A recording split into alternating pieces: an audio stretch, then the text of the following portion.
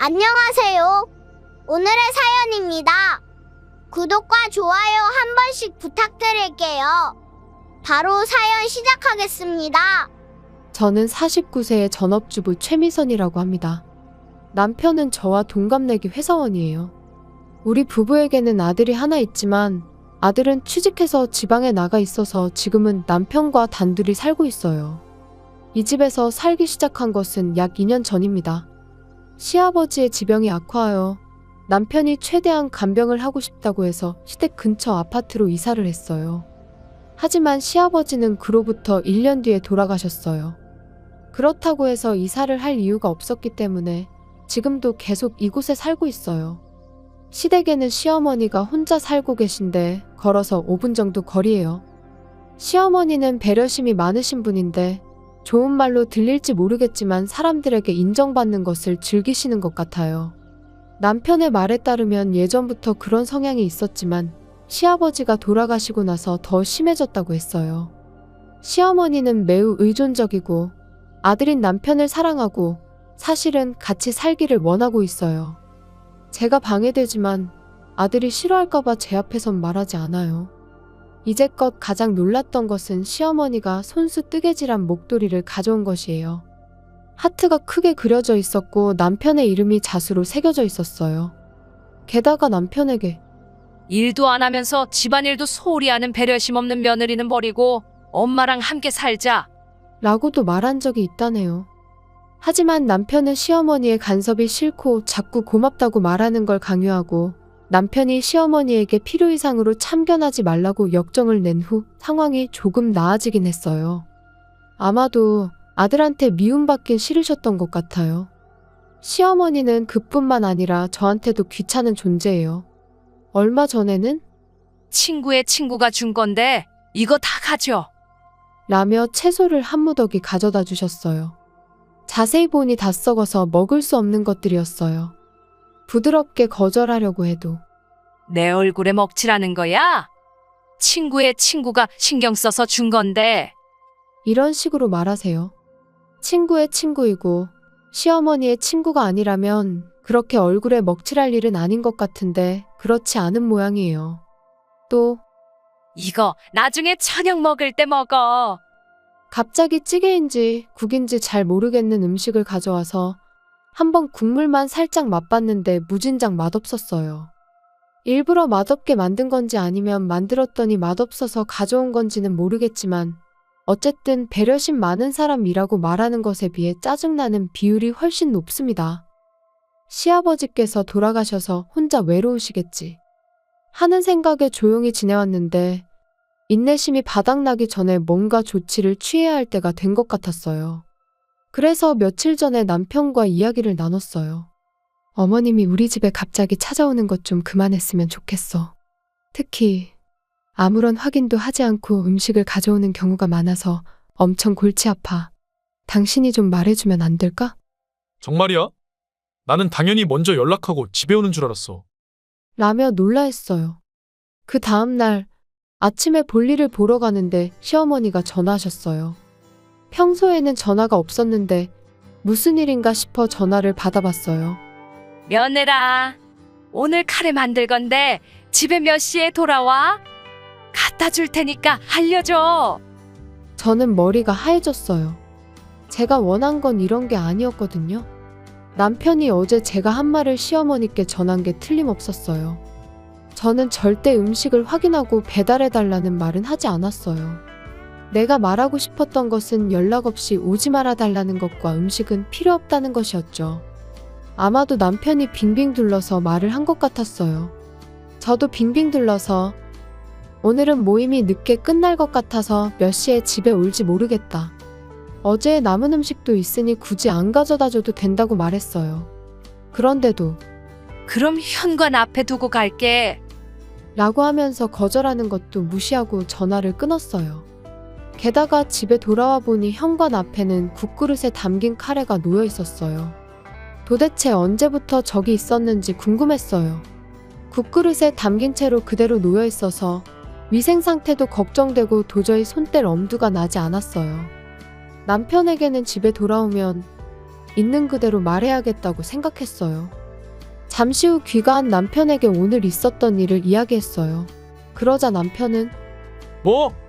나 어제 얘기 아직 못했는데? 이번 주말에 말하려고 했었어. 당연히 남편이 얘기했다고 생각했는데 의아했어요. 그럼 내일 집 앞 마트에서 행사한다는데 같이 가볼래? 그리고 다음날 남편과 함께 장보러 마트에 갔는데 거기서 시어머니를 만났어요. 저희는 20만 원 이상 구매해서 영화 예매권을 행사 상품으로 받았어요. 영화표 주말에 쓸 수 있는 거네.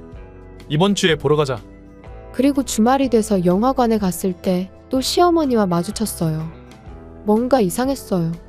저는 시어머니에게 여긴 어쩐 일이냐고 물었는데 이 영화가 재밌다고 들어서 예매했다고 하셨어요.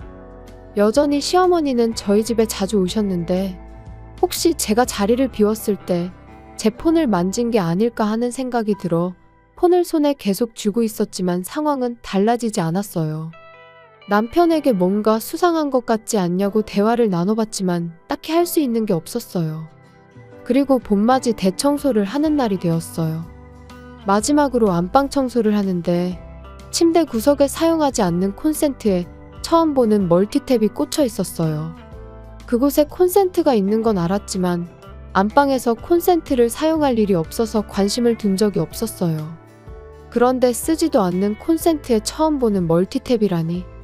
저와 남편은 서로 마주보며 고개를 갸우뚱거렸어요. 이거 처음 보는 건데 뭐지? 그리고 남편이 멀티탭을 뽑았어요. 뽑은 멀티탭을 유심히 쳐다보던 남편은 얼굴이 일그러졌어요. 저는 왜 그러는지 몰라 함께 인상을 쓰며 남편을 보고 있었어요.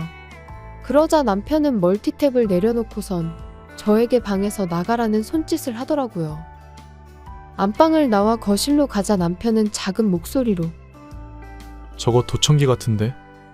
자세히 보면 좀 생긴 게 이상해. 뭐? 도청기라고? 남편은 다시 가서 자세히 좀 보라는데 저는 아무리 봐도 그냥 멀티탭처럼 보였어요. 그러고 보니 얼마 전에 남편과 함께 TV에서 도청장치에 관한 뉴스가 나왔을 때 멀티탭 모양으로 많이 속인다는 걸 보긴 했어요. 만약 진짜 도청기라면 누군가 우리 집에 들어왔었다는 걸 의미했어요. 도대체 누가? 우리 집에 왜? 여보, 이거 경찰에 신고해야 하는 거 아니야? 기분 나쁨과 두려움에 소름 끼치고 있을 때 인터폰이 울렸어요. 시어머니였어요. 이거 아들 입을 스웨터야. 요즘 많이 춥지? 이거 두껍게 짰으니까 추울 때 입어. 웃으면서 남편에게 스웨터를 건네줬어요.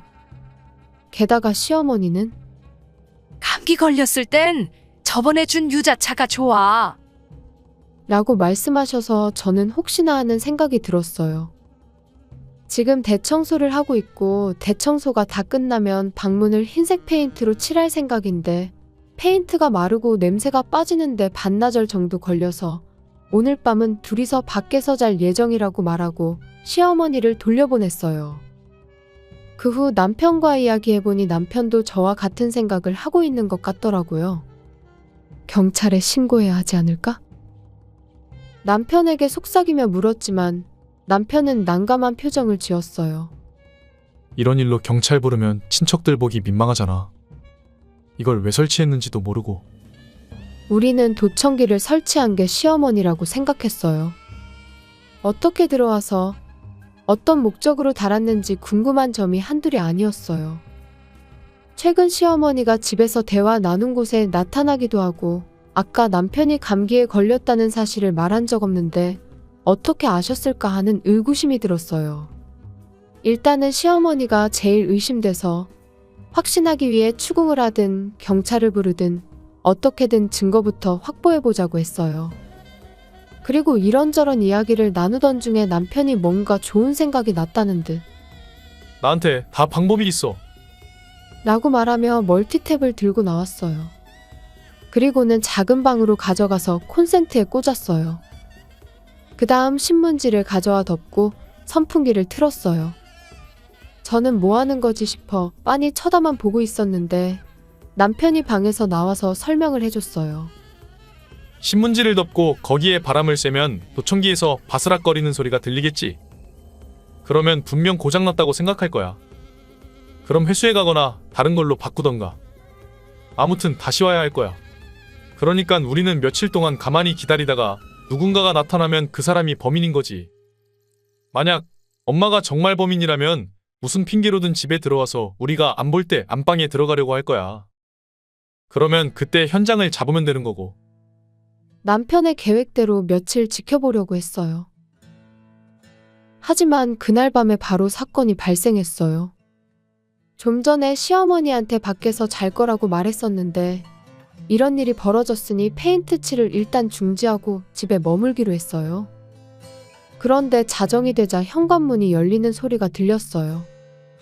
저와 남편은 깜짝 놀라서 서로를 바라봤어요. 그리고 안방문이 열렸어요. 저는 그 순간에 전등을 켰어요. 거기에는 시어머니가 서 있었어요. 이럴 수가. 너희 왜 있는 거야? 시어머니는 못 볼 걸 본 듯 굳으셨어요. 오늘 집에 있기로 했어요. 왜냐하면 집에서 도청기가 발견됐거든요. 그래서 고장난 것처럼 꾸며놨는데 어머님이 오셨네요? 시어머니는 뒷걸음질 쳤어요. 하지만 남편은 이를 놓치지 않고 손에 쥐고 있는 현관 열쇠를 뺐었어요. 이 열쇠 어디서 났어요? 아무도 열쇠 준 적 없을 텐데요? 남편이 말해 시어머니는 눈동자가 흔들렸어요. 어머님, 저희가 안 볼 때 안방에 들어가시는 줄 알았는데 그냥 열쇠 따고 들어오셔서 도청기 설치한 거였어요? 도청기라니? 무슨 말이야? 난 모르는 일이야. 계속 시치미를 떼시길래 저는 도청기를 가져왔어요. 이 위에 신문지를 덮고 선풍기로 바람을 쐬고 있었어요. 분명히 고장난 것처럼 바스락바스락 소리가 들렸을 거예요. 솔직히 말하세요. 고장난 줄 알고 오신 거 맞잖아요. 시어머니는 고개를 돌리고 아무 말도 하지 않았어요. 점점 더 화가 났어요. 말도 안 되는 이유이긴 하지만 며느리 괴롭히려고 도청하는 사람들도 있다던데 그런 거예요? 제 약점이라도 잡고 싶었어요? 그게 아니면 아드님이 궁금했어요? 어머님이 저희 대화를 다 들으셔서 어디 가는지 다 알고 우연히 마주친 척 길에서 마주친 거잖아요. 아무리 시아버지가 돌아가셔서 외로우셔도 이건 정도가 지나치잖아요. 이렇게 말해도 시어머니는 쳐다보지도 않았어요. 저는 계속 말했어요. 말 나온 김에 더 말하는데 음식을 통에 담지 않고 봉지에 넣은 것도 아니고 국그릇에 담아서 바로 바닥에 놓는 건 있을 수 없는 일이에요. 위험하고 위생적으로 먹을 수 없어요. 결국 버려야 하는데 아깝잖아요. 썩기 직전에 채소도 버리는 게 반이라 그냥 줘도 싫어요. 지금까지 듣고 있던 남편이 고개를 끄덕이며 입을 열었어요. 그리고 우리 생각은 하지 않고 갑자기 찾아오거나 길에서 시도 때도 없이 마주치는 건 정말 무서워. 솔직히 말하면 정말 성가셔. 남편의 한마디가 시어머니에게 큰 상처를 준 것 같았어요. 시어머니가 울기 시작했어요. 아빠가 죽고 나서 너는 집에 오지도 않고 전화하면 뭐 가져오지 말라고 싫은 소리만 했잖아. 웬 나는 아빠처럼 안 대해주는 거야. 날 보러는 안 오니깐 어쩔 수 없이 내가 먼저 찾아간 거잖아. 그리고 며느리 말대로는 너희들에게 필요한 거 갖다 주면 고마워할 줄 알았어. 그런데 요즘엔 고맙다는 말도 안 하더라. 시어머니는 흐느꼈어요. 결국엔 외아들이 보고 싶고 고맙다는 말을 듣고 싶었던 것 같아요. 시어머니의 인정받고 싶은 욕구가 너무 강해서 제가 도저히 따라갈 수 없을 정도예요. 남편이 시어머니보다 시아버지를 더 소중히 한 건 맞는데 거기에는 그럴 만한 이유가 있었어요. 그런데 시어머니는 그걸 잊어버린 것 같기도 하고 그냥 눈물로 호소해서 아무 일도 없었던 것처럼 하려는 것 같아 제가 화를 내며 말했어요.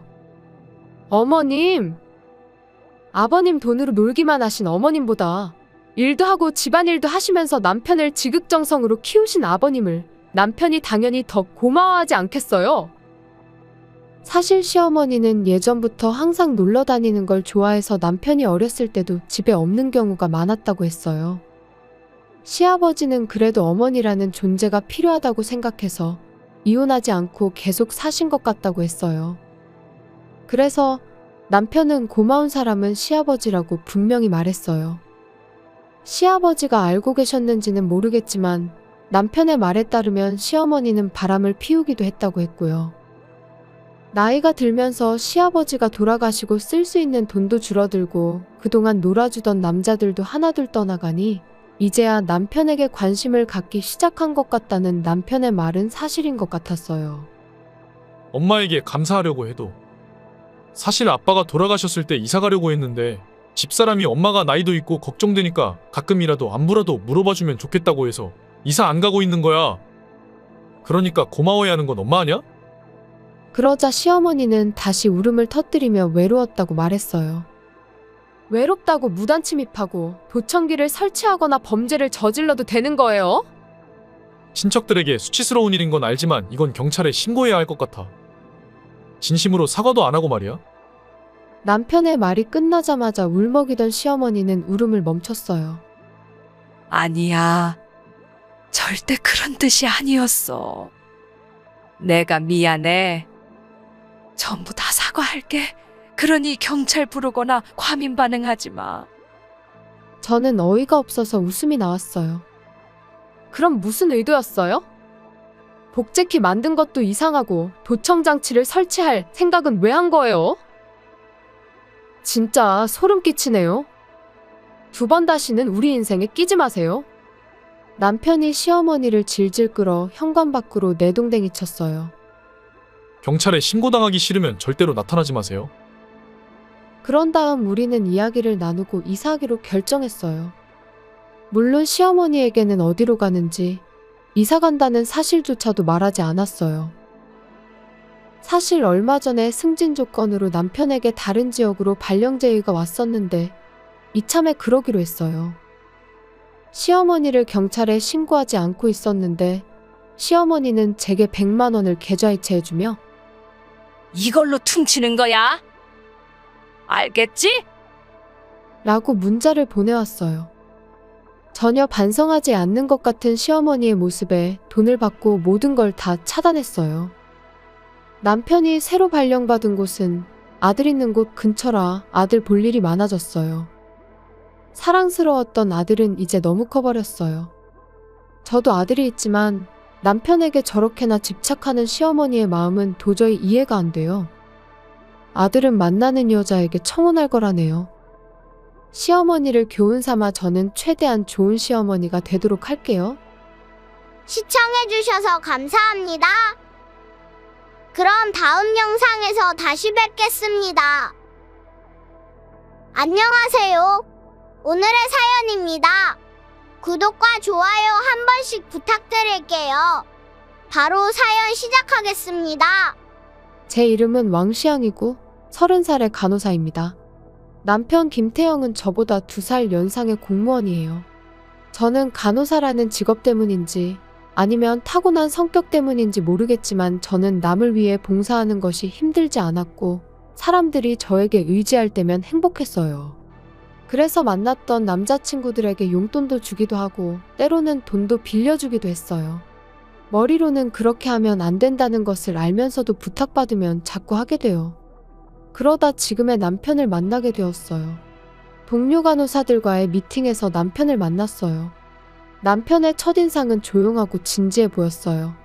그런 느낌의 남자는 본 적 없었고 첫눈에 호감이 갔어요. 다른 여자들은 너무 진지한 사람은 싫다고 해서 경쟁자가 없었어요. 저는 적극적으로 대화를 나눴고 연락처도 교환했어요. 그리고 먼저 사귀자고 한 것도 저였어요. 저희는 3년 동안 교제했어요. 사귀어도 몇 달 만에 헤어지는 경우가 많아서 1년만이라도 잘 만나보고 싶다 라고 생각했는데 무려 3년을 함께 했어요. 앞으로도 계속 잘 만날 것 같지 않아? 나랑 평생을 함께 해줘. 야경이 좋은 레스토랑에서 프로포즈를 받았고 결혼까지 골인했어요. 남편은 연애 경험이 거의 없었고 취미는 집에서 독서와 게임하는 거였어요. 밖에는 잘 안 나가는 사람인데 책을 읽다 보니 말하는 건 좋아하는 사람이었어요. 게임 친구는 많은 것 같았고 컴퓨터로 대화하면서 게임을 했어요. 저와 사귀게 되면서 외출할 기회가 많아졌다고 했어요. 마땅히 갈 사람이 없었을 뿐이지 함께 놀러 다닐 때면 즐거워하는 모습이 매력적이었죠. 시댁은 차로 2시간 정도 떨어진 곳에 있어요. 시부모님은 좋으신 분 같았고 남편은 3남매 중 막내이고 시부모님은 연로하시고 자주 뵐 기회도 없었어요. 명절에 인사하러 가는 게 대부분이었죠. 연말연시에는 연락도 주고받고 선물도 드리곤 하지만 저는 야간 근무가 있어서 시간이 잘 맞지 않으니 평소에는 거의 연락드리지 않았어요. 남편과 휴일이 겹치면 바람 쐬러 나들이도 가고 집안일도 각자 분담해서 잘 지내고 있다고 생각했어요. 그런데 남편이 뭔가 이상하다는 걸 느낀 건 3개월 전쯤이었어요. 퇴근 후 집에 돌아왔을 때 남편은 소파에서 자고 있었어요. 테이블에는 맥주캔이 굴러다니고 있었어요. 감기 걸리겠다 고 말하자 남편은 졸린 눈을 비비며 저를 쳐다봤어요. 소파에서 자는 것도 맥주를 마신 것도 신기한 일이네? 그게 게임 친구들이랑 온라인 술자리를 했어. 너무 재밌다 보니 너무 많이 마셔버렸네. 게임 친구들과 온라인 술자리라니. 저는 이해할 수 없는 세상이지만 남편이 즐거워하니 개의치 않았어요. 하지만 이게 실수였어요. 그 이후 비슷한 일이 벌어졌고 어느 날 남편의 머리가 변해 있었어요. 지금까지 염색한 걸 한 번도 못 봤었는데 갈색으로 변해 있었어요. 머리 그렇게 하면 일하는데 지장이 없어? 공무원은 규정이 엄격해서 염색 같은 거 하기 힘들다고 한 것 같은데 무슨 일 있는 거 아니지? 괜찮아. 걱정할 필요 없어. 한 살이라도 어렸을 때 뭣도 좀 부려봐야지. 그냥 문득 그런 생각이 들더라고. 잘 어울려? 어때? 나이에 비해 그렇게 세련되지 않은 남편은 갑자기 깨달음 같은 걸 얻었나 봐요. 어울리냐 안 어울리냐로 따지자면 익숙하지 않아서 그런지 제 눈엔 별로였어요. 잘 어울린다, 안 어울린다고 말하지 않고 괜찮네 라고만 말했어요. 그 며칠 후에는 귀를 뚫고 왔어요. 고등학생 유행에 눈을 뜬 건가? 10년은 늦은 것 같은데. 그런 생각도 들었지만 일이 잘 안 풀리거나 뭔가 고민이 있는 것 같아 보이기도 했어요. 요새 무슨 일 있어? 가만히 있을 수 없었던 저는 단도직입적으로 물었어요. 하지만 별일 없어. 라는 말만 하고 남편은 안방으로 갔어요. 이대로 놔두면 안 되는데 라는 생각을 하면서도 얼마 전 퇴직한 간호사의 빈자리 때문에 너무 바빠서 남편에게 신경 쓸 겨를이 없었어요. 그런 일이 계속될 무렵 남편이 말했어요. 요즘 아버지가 몸이 안 좋으시다고 하니 주말에 잠시 안부 인사 겸 집에 좀 갔다 올게. 시아버지가 연로하시니 남편도 걱정이 되겠죠. 제가 그 말에 고개를 끄덕이자 남편은 매주 주말마다 집을 나가기 시작했어요. 뭔가 남편이 이상하다는 것을 느껴 일 틈틈이 문자도 보내며 나름대로 노력했어요. 하지만 남편은 아무런 반응이 없었고 남편과 제대로 대화를 나눠봐야겠다고 생각했을 때 출근 중에 끔찍한 전화가 왔어요. 시양씨, 경찰에서 전화가 왔는데요. 라며 동료 간호사가 제게 전화를 했어요. 경찰? 왜? 저는 불안한 마음으로 계속 들었어요. 남편분이 사고를 당해서 응급실로 오고 있대요. 뭐라고요? 제 남편이요? 남편은 괜찮대요? 생명에 지장이 없을 것 같다는 말과 우리 병원으로 응급후송되어 오는 중이라는 걸 알려줬어요. 저는 서둘러 응급실로 향했어요. 여기다라고 생각하고 문을 열자 그곳에 있던 사람들의 시선이 저를 향했어요. 실례합니다. 남편이 응급실에 실려왔다고 해서요. 라고 말하자 의사는 의아한 표정을 지었고 간호사는 눈을 동그랗게 떴어요. 그 모습이 뭔가 찝찝했지만 남편과 눈이 마주치자 일단 안심되었어요. 간호사가 간단히 설명해 주는데 다리 부상이 심해서 바지를 자르고 이제 치료에 들어갈 예정이라고 했어요. 다시 남편을 보았을 땐 이미 남편의 바지를 자르기 시작했어요. 그러자 제 시선이 바지로 향한 걸 본 남편이 고함을 쳤어요. 왕시양? 넌 절대 쳐다보지 마. 뭐? 왜 그래? 나도 간호사인데. 설마 남편은 바지 자르는 게 부끄러운 건가? 물론 그럴 수도 있긴 하지만 부상으로 인해 옷을 정상적으로 벗을 수 없을 때는 옷을 자르는 건 상식이죠. 당장 나가! 저에게 소리를 치는데 어떻게 해야 할지 몰라 멍하니 서 있었어요. 남편이 소리쳐도 의사와 간호사의 손은 멈추지 않았어요. 당연한 거죠. 환자의 말을 일일이 다 듣다 보면 치료가 늦어질 수도 있으니까요. 그리고 남편의 바지가 다 잘린 순간 제 눈에 특별한 게 보였어요. 그게 뭐야? 저는 무심코 중얼거렸어요. 남편의 허벅지 안쪽에는 문신이 새겨져 있었어요. 다친 발은 왼발이었고 문신은 오른쪽 다리에 있었어요. 다행히 오른쪽 다리는 괜찮아 보였는데 제 시선은 계속 문신으로 향했어요. 그 문신은 누군가의 이름이었어요. 여자의 이름인 것 같았어요. 이유정. 누구? 남편은 제 말에 기겁하는 듯 했지만 치료가 시작되자 저는 일단 자리를 떠났습니다. 응급실에 있는 간호사에게 물어보니 남편은 혼자 이송된 것이 아니라고 하더군요. 또래의 여성과 함께 이송되어 왔기 때문에 부부나 커플인 줄 알았다고 해요. 함께 이송된 여성의 이름을 보니 이유정이었어요. 문신에 새겨진 이름과 일치했죠. 그렇다면 두 사람이 바람을 피웠다는 건가? 저는 계속 자문했어요. 갈색 머리에 귀를 뚫더니 이제는 문신?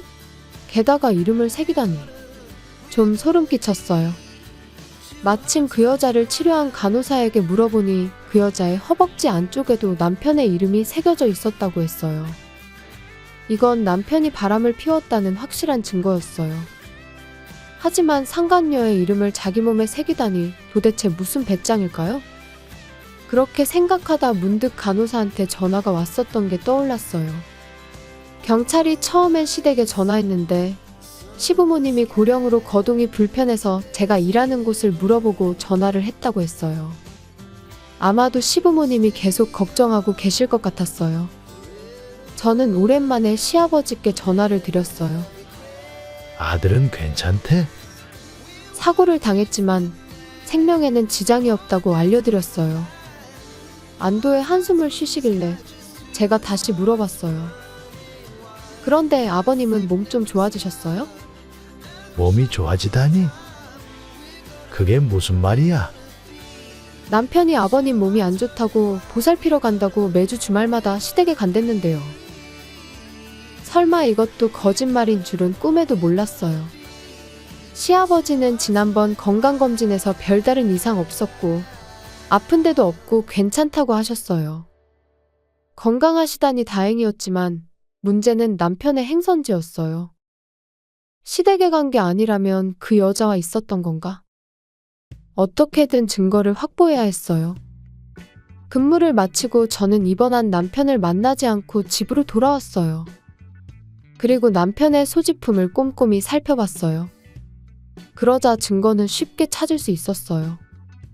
둘이 함께 찍은 사진, 호텔 영수증, 컴퓨터의 기록에서 유람선을 예약한 이메일까지 찾을 수 있었어요. 일정상 유람선 타러 갔다가 집으로 돌아오는 길에 사고가 난 게 분명했어요. 사고 자체는 산길에서 혼자 미끄러졌다고 했는데 다른 부상자는 없었어요. 하지만 남편은 다리를 다쳐서 한동안 제대로 걷기는 힘들어 보였어요. 평소 같으면 아내로서 남편을 걱정해야 하지만 더 이상 그러고 싶지 않았어요. 부모님을 팔아 거짓말을 하고 상간녀와 여행을 가다니 정말 어이가 없어요. 최근에 했던 이상한 행동들이 외도와 관련이 있는 건지 궁금해졌어요. 저는 동료 간호사에게 이혼 전문 변호사를 소개해달라고 부탁했습니다. 다음날 저는 남편의 짐을 들고 병실로 향했어요. 남편은 머리를 다쳐서 그런지 어제 응급실에서 무슨 일이 있었는지 잘 기억나지 않는다며 혼란스러워했어요. 저 말이 사실이든 아니든 상관없어요. 저는 일이 바쁘다는 핑계로 남편과 대화도 하지 않고 병실을 나왔어요. 일을 마친 후 변호사를 만나서 무슨 일이 있었는지 이야기했습니다.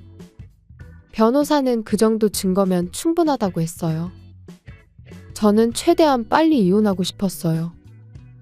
퇴원하고 집에 왔을 때 한 집에 있어야 하는 게 소름 끼치게 싫었어요. 저는 남편에게 배신당했다는 기분이 들어 슬픔보다 분노가 더 컸습니다. 서둘러 부동산에 들러 이사할 집을 계약하고 혼자서 이사를 했어요. 집에는 남편의 집만 남은 거죠. 남편이 퇴원하는 날까지만 어떻게든 참자. 남편이 입원해 있을 때 이혼해버릴까 생각도 했지만 입원해 있는 곳이 제가 일하는 병원이라 거기서 무슨 일이 생기면 제가 난처할 것 같았어요. 그럼 퇴원하자마자 이혼해야겠다고 생각했어요. 저는 퇴원하는 남편을 차로 데리러 갔습니다. 잠깐 들릴 곳이 있으니까 나랑 같이 가자. 이 말을 하자 남편은 이상하게 저를 쳐다보았지만 고개를 끄덕였어요. 저는 집 근처의 카페로 향했어요. 남편과 함께 안으로 들어가니 변호사 선생님이 우리를 기다리고 있었어요. 남편은 무슨 상황인지 모르겠다는 듯 저를 쳐다봤지만 아직 아픈 다리로 서 있는 것이 힘들었던 것 같아요. 남편은 얌전히 의자에 앉았고 저는 이혼 신고서를 내밀었어요. 이혼? 갑자기 왜 그래? 남편은 무슨 영문인지 모르겠다는 표정을 지었어요. 저는 조용히 화를 냈어요. 왜? 다른 여자랑 여행 갔다가 사고 났잖아. 바람 피운 증거도 집에서 바로 찾았어. 겁도 없이 무슨 생각으로 그런 거야? 게다가 아버님 아프다고 한 것도 다 거짓말이더라. 주말마다 집 나가서 그 여자 만난 거지? 남편의 얼굴이 한순간에 하얗게 질렸어요. 사고까지 났는데 왜 내가 아무것도 모를 거라고 생각하는 거야? 이유정 씨는 많이 안 다쳐서 금방 퇴원했더라. 설마 본처가 근무하는 병원으로 이송될 줄이야 알았겠어? 지질이 운도 없지. 그리고 이건 위자료인데 당신 능력이면 가능하지? 10원짜리 하나까지 다 받아낼 거야. 저는 작성된 이혼 신고서와 펜을 건넸어요. 남편은 펜만 쳐다볼 뿐 움직이지 않았어요. 다리만 다친 줄 알았는데 손도 다쳤어? 왜 가만히 있어? 얼른 펜 안 잡아? 제가 비아냥거리자 남편은 겨우 펜을 잡았어요. 하지만 남편은 이혼 서류에 사인하는 걸 머뭇거렸어요. 왜 사인 안 해? 다시 시작할 생각이라도 하는 거야? 설마 그냥 잠깐 한눈 팔았다고 말하는 건 아니지? 제 말에 남편은 전곡이 찔렸는지 몸이 움찔했어요. 지금 장난칠 기분 아니야? 나는 상간녀일은 문신 새긴 사람과 절대 못 살아. 남편은 놀란 표정으로 제 얼굴을 쳐다봤어요. 그게 무슨 소리야? 정말 기억 안 나? 응급실 실려왔을 때 나도 거기 있었잖아. 나보고 쳐다보지 말라고 소리친 건 기억나? 당신 오른쪽 허벅지에 있는 문신? 거기 있는 사람들 다 봤어. 이유정 맞지? 도대체 이름은 왜 새긴 거야? 그게 뜻하는 게 뭔데? 진짜 이해가 안 돼서 그런데 계속 숨길 수 있다고 생각한 거야? 아니, 그건 내가 하자고 한 게 아니라. 갈색 머리도 해보고 귀도 뚫고 게다가 문신까지? 정말 촌스럽기 짝이 없네. 그런 건 적어도 이혼하고 나서 했어야지. 남편이 입원해 있는 동안에 저는 상간녀를 만났어요. 일부러 만난 건 아니었어요. 병원에서 길을 잃고 매점을 찾다가 우연히 그 앞을 지나가던 저에게 말을 걸었던 거죠. 매점은 저기 모퉁이를 돌면 바로 보여요. 이유정 씨 맞죠? 우리 남편 만난다고 고생이 많네요. 제가 말하자 그녀는 제 명찰을 확인하고는 얼굴이 붉어지며 아픈 사람이라고는 믿을 수 없을 정도로 빠른 속도로 도망갔어요. 저는 병원 안에서는 뛰면 안 돼요? 라고 외쳤어요. 어쩌면 저보다 이 여자가 더 운이 나쁠지도 몰라요. 이렇게 큰 병원에서 본처를 만났으니까요. 문신을 새길 정도로 좋아하는 여자를 두고 저에게 매달리는 남편의 모습을 보고 혹시 상간녀와 헤어진 게 아닌가 싶어서 캐물었더니 맞다고 했어요. 상간녀는 들킬 줄 몰랐고 위자료를 청구당할 바에 차라리 헤어지자는 말을 했다고 하네요. 헤어졌다고 해서 있었던 일이 없어지는 것도 아닌데 말이죠. 간호사들은 나쁜 남자를 만나는 경우가 많아요. 저도 지금까지 그랬지만 남편과 결혼할 때는 성실한 사람이니까 이런 일은 생각도 못했는데 상간녀 이름을 문신 새길 정도로 멍청할 줄이야. 저는 정말 남자 보는 눈이 없는가 봐요. 나머진 변호사님께 부탁한다고 말하고 일어났어요. 변호사는 저를 보고 고개를 끄덕였어요. 그리고 나는 짐 빼서 이사 갔으니까 집에 갈 때 택시든 뭐든 알아서 가. 그럼 안녕? 남편은 입을 꾹 다물고 불쌍한 표정을 했어요. 뭐 어쩌겠어요. 전부 자기가 다 자초한 일인데요. 그 후 저는 어렵지 않게 이혼했어요. 위자료도 두둑히 받아냈고요. 알고 보니 이유정은 남편의 직장 후배였는데 온라인 게임하며 대화를 나누던 사람 중에 직장 후배가 있었고 남편은 이건 하늘이 엮어준 운명이라며 신나서 떠들어댔다고 합니다. 지 운명이 이런 건지도 모르고 말이죠. 물론 이유정한테도 위자료를 청구했어요. 그 여잔 쪽팔려서 퇴사했다는데 전 남편은 아직 다니는 것 같기도 하고 사실은 더 이상 관심이 없어서 다니든지 말든지 아무렇지 않아요. 동료 간호사들에게 제 이야기가 소문났지만 다들 웃어넘겨서 저도 아무 일 없는 것처럼 웃으며 잘 지내고 있습니다. 시청해주셔서 감사합니다. 그럼 다음 영상에서 다시 뵙겠습니다. 안녕하세요. 오늘의 사연입니다. 구독과 좋아요 한 번씩 부탁드릴게요. 바로 사연 시작하겠습니다. 제 이름은 이세희입니다. 대학교에서 남편을 만나 결혼한 지 2년이 되었어요. 소극적이고 사람들과 어울리는 것을 어려워하는 저에 비해 남편은 친화력이 좋고 친구도 많아요. 세미나에서 계속 교류하다 보니 자연스럽게 대화할 기회가 많아졌고 결국 도서관이나 카페에 함께 가서 공부하는 사이로 발전했어요. 같은 세미나를 들었지만 저처럼 평범하고 눈에 띄지 않는 사람이 남자친구처럼 인기 많은 사람과 사귀게 될 줄은 상상도 못했어요. 게다가 저에게 먼저 사귀자고 한 것도 남자친구였어요. 그때 저는 태어나서 처음으로 고백을 받아봐서 기뻤습니다. 물론 남자친구의 고백을 받아줬어요. 남자친구는 잘생기고 친절하고 공부도 열심히 했기에 이성으로 끌렸어요. 반면에 남자친구는 달랐을 거예요. 저를 선택하지 않았더라도 주변에 예쁘고 귀여운 여자들이 많았거든요. 여자친구가 될 만한 사람을 쉽게 찾을 수 있었을 거예요. 저는 이런 질문을 한 적이 있어요. 자기, 정말 내가 좋았어? 그는 깜짝 놀란 듯 저를 쳐다보며 응? 갑자기 왜 그래? 나는 이런데 그냥 잘 모르겠어. 왜 날 만나는지 궁금해서. 글쎄, 너랑 있으면 편해서?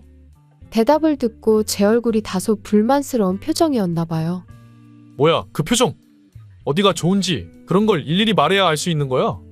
남자친구는 귀찮다는 듯이 휴대폰을 만지작거리며 대답했어요.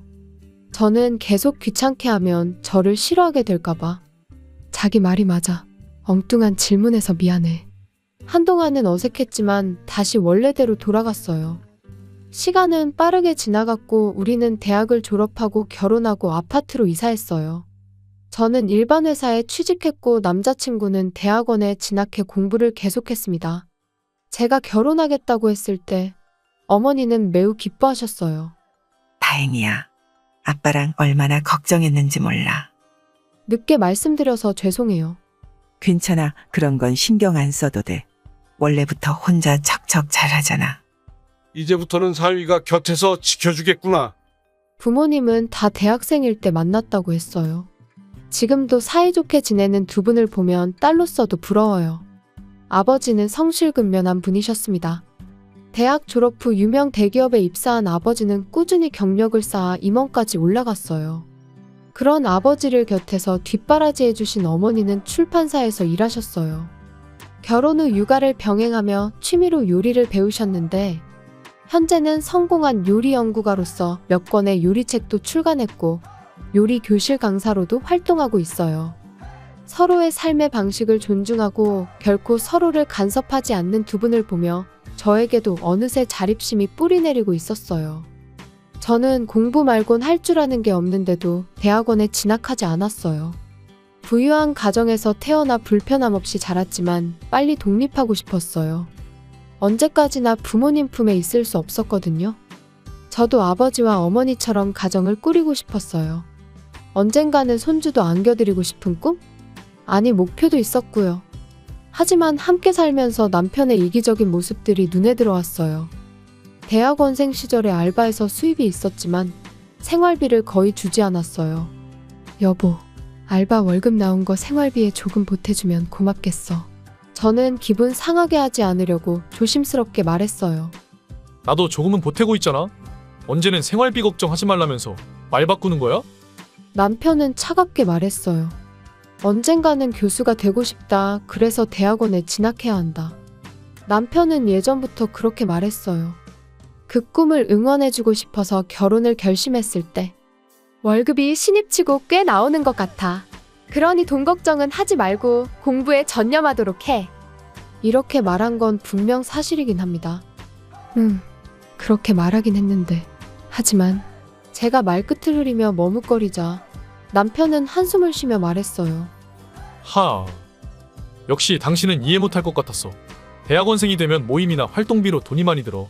말 나온 김에 이번에 연구실에서 여행 가기로 했거든. 그런데 여행비가 좀 부족해서 그런데 나중에 갚을 테니까 20만 원만 빌려줘. 이런 식으로 남편은 조금씩 저에게 돈을 빌렸어요. 게다가 더 심각한 문제가 있었어요. 이래저래 남편이 집을 비우는 횟수가 눈에 띄게 많아졌어요. 차갑게 식은 밥을 앞에 두고 휴대폰이 울리기만을 기다리고 어쩌다 기분 좋은 모습으로 귀가해서는 여보, 저번에 여기 가고 싶다고 했었지? 마침 내일 휴일이잖아. 같이 가자. 라며 여행 이야기를 꺼내기도 하고 오늘 밥은 전부 내가 좋아하는 것들이네. 역시 내가 뭘 좋아하는지 잘한단 말이야. 라며 제 기분을 띄워주기도 했어요. 남편이 다정하게 대할 때마다 이상적인 부부의 모습을 떠올렸고 제 마음은 크게 흔들렸어요. 이런 부자연스러운 삶에는 머지않아 끝이 올 수밖에 없는 걸 알지만 누구에게도 털어놓지 못한 채 모든 것을 꾹꾹 눌렀어요. 결혼을 결심했을 때 너무 행복해하셨던 부모님을 슬프게 해드리고 싶지 않았기 때문이에요. 하지만 이 무렵 부모님은 저에게 문제가 있다는 것을 눈치채기 시작하셨어요. 오랜만에 친정을 방문했을 때 아버지가 며칠은 여기서 좀 쉬는 게 어때? 낯선 곳에서 적응하느라 많이 피곤할 것 같다. 오늘은 오랜만에 다 함께 저녁 먹자. 그날 저녁 식탁에는 어머니가 정성껏 준비한 다양한 음식이 차려져 있었어요. 식사 중에 아버지가 말씀하셨어요. 그러고 보니 저번에 네 고모가 왔었어. 너 보고 싶다고 다음에 차 한잔하게 연락 좀 하고 살라더구나. 그러고 보니 연락 안 한 지 오래된 것 같네요. 알겠어요. 오기 전에 미리 말하면 널 불러서 같이 모였을 텐데 꼭 갑자기 온단 말이지. 고모는 열정적이고 나이 차이가 많이 나는 친구같이 편한 분이셨어요. 부모님께는 말하기 어려운 것도 고모에게는 편하게 말할 수 있었어요. 누구보다 저를 이해해주고 항상 힘나게 해주셨어요. 친정에서 지낸 며칠 후 약속 장소인 카페에서 고모를 만났어요. 패션 디자이너이신데 그날따라 굉장히 멋있었어요. 제 옷차림을 하나하나 살피시며 세희야, 여자는 결혼 후에도 항상 경쟁하잖아. 언제든 매력적으로 보여야 해. 여자의 자신감은 옷에서 나오는 거야. 그러니까 항상 신경 써야 해. 사실 요즘엔 어떤 옷이 유행인지 하나도 모르겠어요. 그리고 한동안 연락 못 드려서 죄송해요. 넌 솔직하고 진지한 건 좋은데 너무 소심해. 괜찮으니까 나는 신경 쓰지 마. 그나저나 남편이랑은 잘 지내고 있어? 휴일에 밖에서 누군가를 만나는 건 정말 오랜만이었어요. 운 좋게도 날씨도 좋았어요. 테라스에 앉아 햇살이 따스하게 내리쬐는 걸 맞으니 마음이 치유되는 것 같았어요. 이 기분이라면 우울하지 않게 고모에게 고민을 털어놓을 수 있을 것 같았어요. 처음엔 좋았어요. 고모도 알다시피 제가 정말 소심하잖아요. 남편이랑 살면 잘 살 수 있을 거라고 생각했는데 하지만 고모는 제가 이야기를 마칠 때까지 한마디도 끼어들지 않고 고개를 끄덕이며 경청해줬어요. 제가 말을 마치자 아직 부모님한테는 말 안 했지. 네, 사실 오늘도 말할까 말까 고민했어요. 누군가에게 말한다는 게 발가벗겨지는 기분이 들어서 차마 입이 잘 안 떨어져요. 이 정도도 혼자서 이겨내지 못하면 앞으로 어떻게 결혼 생활을 할까 싶기도 하고, 그리고 아빠랑 엄마가 이 이야기를 들으면 바로 친정으로 돌아오라고 할 거예요. 그래서 이번엔 최대한 버텨보려는데, 고모는 제 의사를 존중해 더 이상 아무 말도 하지 않았어요. 다만 마지막으로 한마디 했어요. 만약 도와줄 게 있으면 언제든지 말해. 뭐가 됐든 꼭 도와줄 테니까. 한 달 후, 시간 날 때 집에 좀 올래. 라고 어머니한테 전화가 왔어요. 저는 다음날 휴무였기 때문에 친정집으로 향했어요. 마당에는 처음 보는 차가 있었어요. 아빠, 이 차는 뭐예요? 누구 거예요? 혹시 사신 거예요? 저는 제가 좋아하는 벤츠마크를 보고 흥분해서 말했어요. 그러자 아버지가 만족스러운 표정으로 한번 운전해 볼래? 라고 장난스럽게 말했어요. 괜찮아요? 이런 비싼 차. 괜히 운전했다가 사고라도 나면 어떡해요? 그런 거 신경 쓰지 마. 어차피 이 차 네 거야. 마음대로 해도 돼.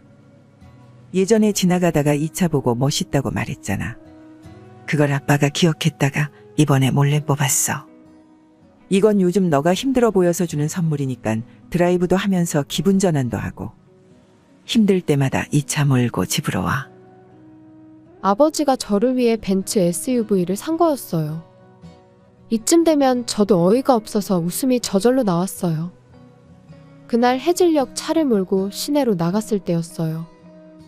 주머니를 더듬다가 자동차 키의 버튼을 실수로 눌렀는데 차에서 사방팔방 불빛이 깜빡였어요. 그때 뒤에서 귀에 익은 목소리가 들렸어요. 너 그 차 뭐야? 돌아보니 남편이었어요. 이미 집에 들어오지 않고 있어서 별거 중인 거나 마찬가지였어요. 말문이 막혀서 멍하니 서 있는 저에게 장인어른이 사주셨구나? 그런 거지? 아는 척을 하며 말했어요. 당신 이제 나랑 아무 상관없어. 당신은 더 이상 나한테 관심 없잖아. 저는 목소리를 가다듬고 어떻게든 말을 이어가며 말했어요. 그러자 남편은 충격적인 말을 했어요. 뭐야? 그걸 이제야 알았어? 설마 내가 진짜 좋아한다고 믿은 건 아니지? 정말 순진한 거야? 바보인 거야? 진짜 웃기네? 남편의 웃음소리가 귀에 거슬렸어요. 그럼 나랑 왜 결혼했어? 이제 히스테리까지 부리는 거야? 너희 집은 엄청 부잣집이잖아. 일단 너랑 결혼하면 돈은 신경 안 써도 되잖아. 대학원생인 내가 아르바이트 해봤자 얼마나 벌겠어. 말해줘봐야 이해하겠냐마는. 어쨌든 그 벤츠도 내가 가져갈게. 너랑은 전혀 안 어울려. 마침 얼마 전에 우리 부모님이 차 바꾸고 싶다고 했거든? 이걸로 효도도 할 수 있으니 일석이조 아니겠어? 그리고 내 말 거절하면 바로 이혼할 줄 알아. 나니까 널 만나주지. 누가 널 만나주겠냐? 그러니까 후회할 짓 하지 말고 나중에 차키 넘겨. 남편은 제 말도 듣지도 않고 사라졌어요. 저는 분노와 슬픔으로 머리가 아파왔어요. 숨쉬기도 힘들어져 운전석에 앉아 마음이 진정될 때까지 기다렸어요. 그리고 휴대폰을 꺼내서 고모에게 전화했어요. 며칠 뒤 저는 순순히 이혼에 동의했고 아파트를 정리하고 친정으로 돌아갔어요. 부모님은 두 팔 벌려 저를 환영해 주셨고 제 일상은 마침내 안정을 찾았어요. 하지만 일주일 후였습니다. 화기애애한 분위기의 오후에 갑자기 불청객이 찾아왔어요. 전 남편이 전시 부모님과 함께 현관에 서 있었고 세 사람을 집으로 들여보냈어요. 오늘 아들의 이혼 문제 때문에 왔습니다. 아들 말로는 며느리한테 이런 말을 들었다네요. 이혼에 동의하지 않으면 네 앞날을 막아버릴 거다. 부모님의 지인 중에 힘 있는 사람 많다. 앞길 막는 건 아무것도 아니다. 아들은 정말로 사랑해서 이혼하기 싫었는데 어쩔 수 없이 이혼했다고 합니다. 이건 너무 심한 거 아닙니까? 이거는 협박입니다. 협박. 이건 이혼 취소 사유도 됩니다. 불쌍한 우리 아들. 저번에는 돈 줄 테니 당분간 집에 오지 말라고도 했다며? 아마도 남자를 집에 들였을 거야. 어쨌든 가정법원에 가서 아들이 협박을 받았다고 이의 신청할 겁니다. 그러나 합리적인 사과가 있다면 사정이 달라질 수 있겠지만요. 예를 들면 그 벤츠를 준다면 문제가 해결될지도. 전 시부모님이 말하는 동안 전 남편은 입을 다물고 있었어요. 갑자기 현관문이 열리는 소리가 들리고 누군가 들어왔어요. 드디어 도착했네. 어머니와 고모가 숨을 몰아쉬며 거실로 들어왔어요. 늦어서 미안해요. 어디까지 이야기했어요? 저기 뭐예요 갑자기? 지금 당사자들끼리 말할 게 있으니까 끼지 말아줄래요? 왜 이렇게 예민하세요? 아드님 이혼 때문에 오신 거 아니에요? 그걸 어떻게 아세요? 방금 전에 오빠한테서 연락받고 온 건데 조카한테 큰일 생겼다는데 고모가 돼서 안 올 수가 있나요? 세희야, 이제 괜찮아. 걱정하지 마. 이모는 슬쩍 저를 쳐다봤어요. 지금 오신 게 이혼 무마하거나 돈 뜯어내려고 온 거 맞죠? 이거 보고도 할 말 있으세요? 고모는 가방에서 서류 뭉치를 꺼내서 탁자 위에 펼쳤어요. 탐정에 의뢰했어요. 조카가 남편이 바람 피우는 것 같다고 했거든요. 집에 거의 안 들어온 게 그런 이유였던 거죠. 조카를 돈줄로 생각하고 이용하다니. 그거 사실이 아니에요. 그건 말도 안 돼요. 전 연구하느라 바빴다고요. 집에 오면 같이 밥도 먹고 여행도 가고 여느 부부처럼 살았잖아. 당신 무슨 말이라도 해봐. 아들! 엄마랑 내가 알아서 할 테니까 너는 잠자고 있어. 네 잘못 없는 거 다 알아? 맞아. 저런 자료는 거짓인 게 틀림없어. 우리 아들이 바람 피울 시간이 어디 있다고 그래? 하루 종일 공부하는 착한 아들을 왜 선동해? 물론 부모님이 보시기엔 착한 아들일지도 모르지만요. 하지만 그건 가족끼리 사정이고 부모가 부모라면 자식도 자식일 뿐이죠. 자, 이 사진 한번 보시죠. 탁자에 놓인 자료들 중에서 고모는 한 장의 사진을 집어서 보여줬어요. 얼마 전 저는 업무차 외곽 지역에서 머물고 있었어요. 그때 같은 호텔에서 시아버지를 만났어요. 아주 예쁜 여성과 함께 호텔을 걸어 다니고 계셨는데 상당히 가까운 사이로 보였어요. 역시나 제가 생각했던 대로였어요. 뭐 다음은 말하지 않아도 아시겠죠? 그러자 전 시어머니는 얼굴색이 변하며 앞에 있는 자료를 빠르게 집어들고 뚫어져라 쳐다봤어요. 이거 뭐야? 당신 언제부터 이런 짓 한 거야? 이걸 믿어? 보지 말고 이리 내놔. 이리 줘. 전 시아버지는 상당히 당황한 표정으로 손에서 자료를 뺏으려 했어요. 하지만 이미 다 읽은 전 시어머니는 반쯤 정신이 나간 채 말했어요. 내가 눈치채지 못하는 틈에 지금까지 계속 이런 짓 한 거지? 벤츠 갖고 싶다고 한 것도 이 사진 속 여자 때문 아니야? 전 시어머니는 울부짖으며 현관문을 박차고 나갔고 전 시아버지도 서둘러 뒤쫓아갔어요. 남겨진 전 남편은? 잠깐만. 내 얘기는 어떻게 되는 거야? 라고 말하면서 허둥지둥 뒤를 쫓아나갔어요. 남겨진 우리는 어리둥절한 표정으로 한동안 자리에 머물렀어요. 고모는 만족스러운 표정으로 저를 보고 윙크했습니다. 나중에 고모한테 들으니 전 시부모님은 이혼했다고 하네요. 더 이상 그런 나쁜 남자에게 당하지 않으려면 스스로가 매력적으로 변해야 해. 내가 가꾸는 방법 처음부터 다 알려줄게. 고모는 바쁜 와중에도 틈틈이 저를 데리고 여러 곳에 다녀줬어요. 식사, 쇼핑, 여행 등 많은 시간을 함께 보냈고 그동안 많은 걸 배웠어요. 이혼한 지 1년이 지나서 저는 대학원에 진학하기로 했어요. 공부에 몰두하는 동안에도 가꾸는 건 잊지 않았어요. 그렇게 하루하루가 흘러가던 어느 날 도시의 한 시내에서 뒤에서 낯익은 목소리가 들렸어요. 뒤돌아보니 전 남편이었어요. 오랜만이네. 왠지 예전과 많이 달라졌네. 자세히 안 보면 못 알아보겠어. 저를 뚫어지라 쳐다보며 말했어요. 그의 눈에 비친 것은 평범한 전처가 아니라 알아볼 수 없을 정도로 이쁘게 꾸민 여자였어요. 그에 비해 전 남편은 많이 볼품없었어요. 부모님의 이혼 소동 때문에 더 이상 대학원에 다니지 않는다고 했어요. 그러면서 금전적인 지원도 끊겼다고 하네요. 당장 생활하는 것만으로도 벅차졌고 주변에 있던 여자들도 하나둘씩 떠났다고 했어요. 빛나던 과거의 자신은 순식간에 거품이 되어 사라져버렸다고 말했어요. 그러던 중 우연히 제 모습이 눈길을 끌었던 거죠.